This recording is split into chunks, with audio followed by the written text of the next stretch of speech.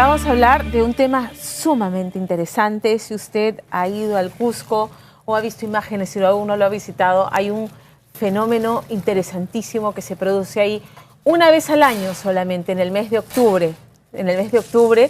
Y que es la aparición de unas sombras que asemejan al perfil de un inca y el perfil de un otorongo. Esto ocurre una vez al año, todos los años en la época de octubre. Pero esto tuvo, en aquella época en que estaba el imperio inca en su apogeo, tuvo una interpretación y funcionaba como un reloj agrícola conocido como el Pacha Unanchac. Se hacen algunas referencias a estos relojes agrícolas en las crónicas de Huamán Poma. Pero quien me acompaña esta tarde, Walid Barham, que es antropólogo y escritor y artesano, y Miroslav Rachter, que es productor del documental que ha plasmado el descubrimiento de Walid, que es efectivamente la formación de estas sombras, estos perfiles y el significado que tuvo en el mundo agrícola del Tahuantinsuyo. ¿He explicado más o menos bien, Walid? Bien, ¿Cómo estás? Pamela, Buenas tardes. bien, Buenas gracias tardes. por la invitación. Sí. Sí, es así. En realidad, como se trata de sombras, claro, siempre lo más importante es poder mostrarlas y hacer lo que... Yo soy solo un intérprete, claro, de ellas, ¿no? Entonces, realmente lo que me conecta con toda esta historia es un mito, el mito del agua, un urco, que es un mito que se viene celebrando anualmente en la comunidad de Urco, en Calca. Y este mito es una competencia por traer el agua y casarse con la hija del Inca. Pero me llamó la atención esto de que la princesa desobedece al padre y se va a la montaña y se convierte en un cerro. Entonces este elemento fantástico en realidad es el gancho para estar yo aquí ahora, ¿no?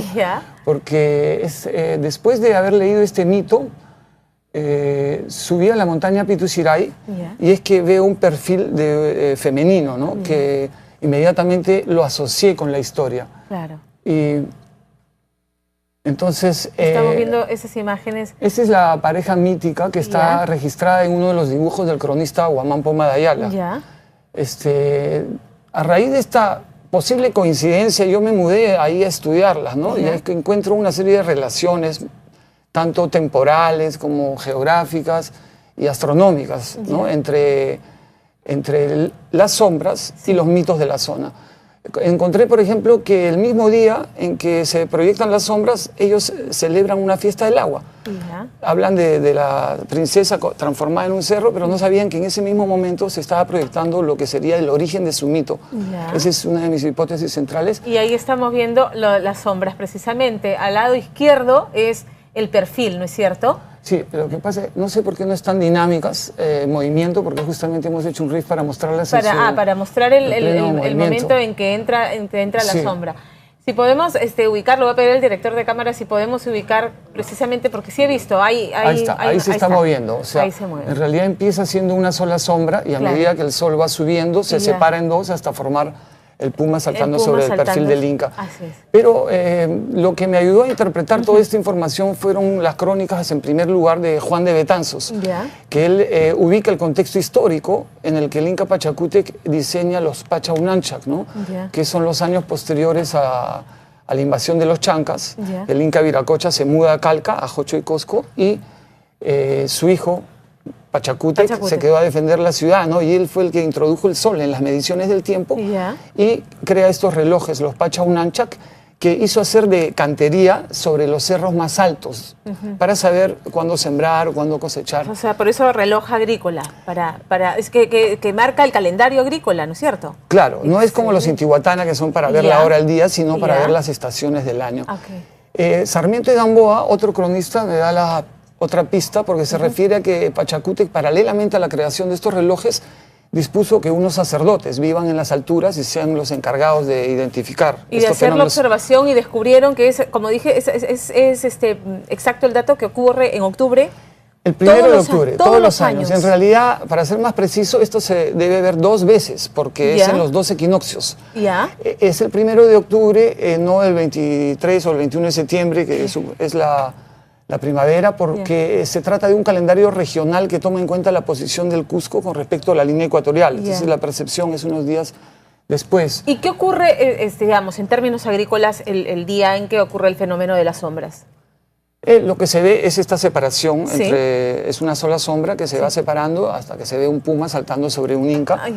Pero la relación con los mitos de la zona, como repito, es la importancia que tiene la que les hace unas sombras especiales, ¿no? Claro. Además, Huamán Poma de Ayala, por eso el documental que hemos terminado y es el que estamos presentando a varios festivales, se llama La clave de Huamán, porque Huamán Poma de Ayala, que es un cronista muy controversial y muy interesante, su crónica se perdió desde 1585 que él escribió, empezó a escribirla, hasta 1908. Y recién en 1973 ha salido una publicación para su investigación, ¿no? Entonces, de ahí que en uno de los 400 dibujos que él dedica sobre el mundo andino se refiere a Pituciray Sahuaciray y él habla del Inca que se transforma en Otorongo. Entonces en mi último libro he citado 9 mitos de los cuales las sombras serían el origen. O sea, esto está llamando la atención de todos los antropólogos y académicos también porque no se encuentra en cualquier lugar, sino se encuentra en una montaña que está asociada inclusive a un mito de origen de los incas, donde 2 hermanos de Manco Cápac subieron al Pituciray y se transformaron en la pareja mítica que es la formación geográfica que vimos anteriormente. Ahora, Wally, si me permites hablar con Miroslav, que es el productor, ¿cuánto tiempo ha tomado registrar el documental, pero sobre todo el tema de la sombra que se separa y todo eso? Es un esfuerzo enorme, me imagino, poder registrar todo eso y de mucha paciencia también.